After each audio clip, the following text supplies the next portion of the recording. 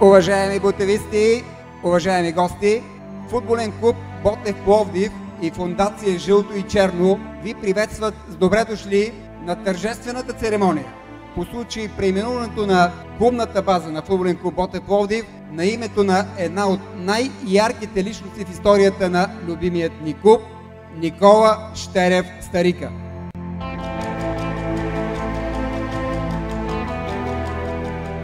Историята има значение и без история, както казват ветераните до мен, няма бъдеще, няма и настояще. Децата са нашето бъдеще. Най-голямата инвестиция е в тях.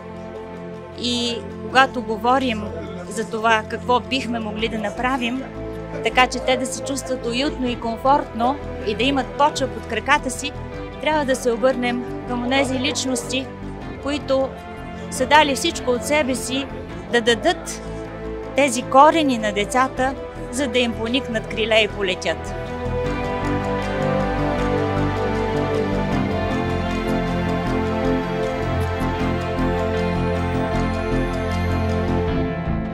Голяма част от футболисти, които са играли в отбора на Ботев Пловдив, са продукт на тази школа.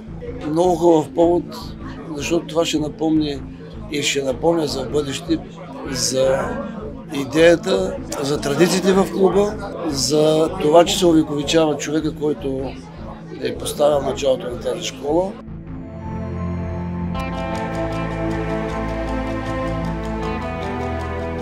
Именувайки тази база на името на Никола Щерев Старика, Ботев показва, че е клуб с голям потенциал и с много големи личности.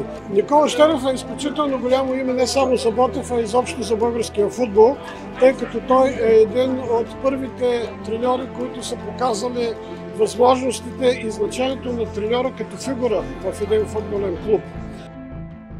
Взорът е обърнат назад към историята на този велик клуб, към историята и неговите големи футболисти и личности, какъвто беше и е Никола Щерев Старика.